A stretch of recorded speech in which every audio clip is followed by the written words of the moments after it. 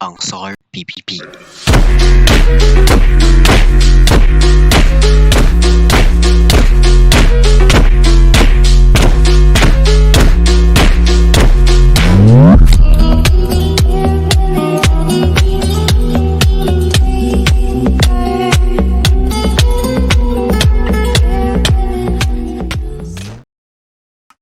Isa ito sa pinakamalakas na PvP skills na pwede mong matutunan sa Minecraft. At ako, sobrang hina ko dito. Like, sobrang hina ko talaga. Like, legit, wala akong kaalam-alam. Kaya naman, sa video na to, napagdesisyonan ko na sa loob ng 48 hours, mag-training ako para gumaling sa SWORD PvP. So baka tinatanong mo, paano ka matututo kung wala ka namang alam? Simple lang. YouTube. Oo, YouTube. Nag-search ako kung paano matuto ng SWORD PvP sa Minecraft. At sobrang daming videos ang lumabas. At pinanood ko ang isang video na lumabas. Tulad neto. Pinanood ko ang buong video at natuto ng isa o dalawang techniques na pwede ko magamit sa SWORD PvP. At ngayon na may konting alam na tayo tungkol sa SWORD PvP, oras na para mag-training. Tara, pumasok tayo sa isang PvP server at makipaglaban sa totoong players. So guys, nandito tayo ngayon sa Auto server. Isang PvP server. Dito tayo magte-training. Ito, nakahanap na tayo ng isang match.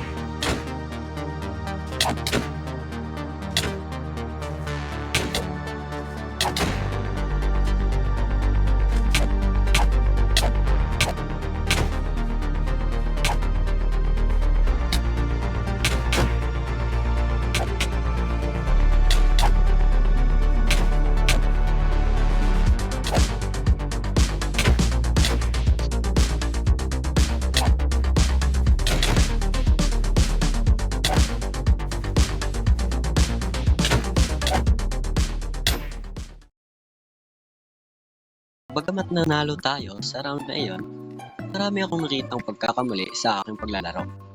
Isa na dito ang sword sweeping.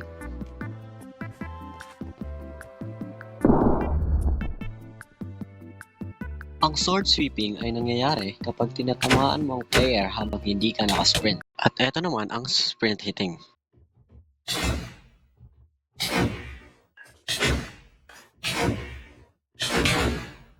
So nakikita nyo, nahirapan akong tamaan siya dahil siya ay nag-sprint hit.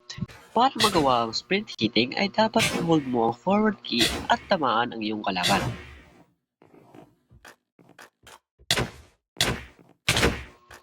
At dahil mas nakarami siya ng sprint hit, siya ang nanalo sa laban namin. So malaki talaga ang advantage ng sprint hitting. Kaya naman, kailangan natin itong matutunan. Nag-download ako ng PvP Practice World ni Theo the Boldbird para doon mag-training ng sprint hitting. Kaya tara, magsimula na tayo sa ating pag-iensayo.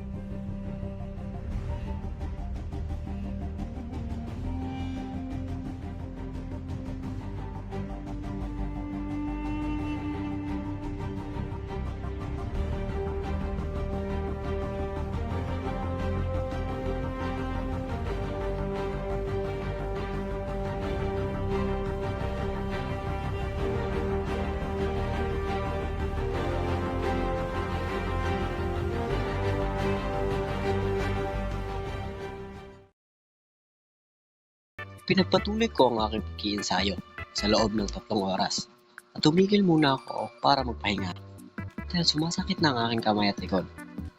Pero pagkabalik ko, agad akong bumalik sa pag-iensayo para ma-master na natin ang teknik na ito. Ginawa ko ito hanggang 11:30 ng gabi at pagkatapos nun, natulog na ako. At pagkagising ko ay gumawa muna ako ng mga gawaing bahay at bumalik sa pag-iensayo pero hindi na sa PvP Practice World, sa PvP server na, sa totoong player na. Kaya ano pang hinihintay natin?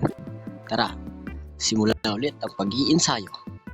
Sometimes you gotta close the door to open a window.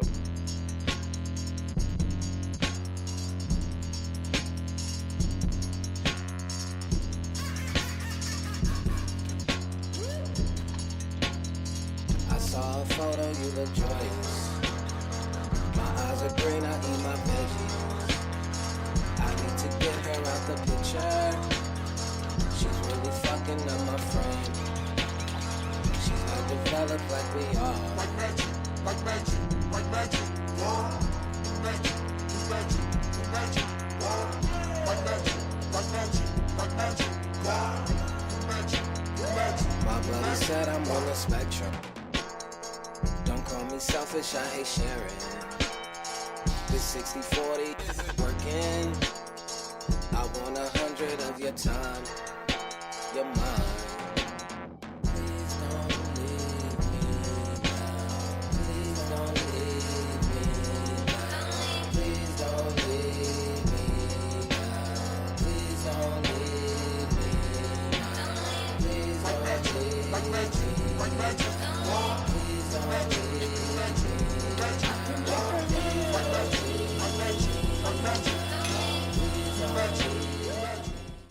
Dahil sa aking pag-iensayo, masasabi kong mas tumaas na ang aking kaalaman at skills sa sword PvP. Bagamat hindi man ako gaano naging magaling, pero aminado akong mas marami na akong panalo kaysa sa talo. At meron na rin pagbabago sa aking paglalaro ng sword PvP. Pero huwag kayong mag-alala, ipagpapatuloy ko pa ang aking pag-iensayo kahit walang video. Dahil marami pa akong dapat matutunan. So, yun lamang po para sa video na ito. Kung nagustuhan niyo po ang video, mag-like at syempre mag-share na rin po kayo dahil nais ko pong maabot ang 1K subscribers ngayong 2026. Yun lamang po. Hanggang sa muli. Paalam!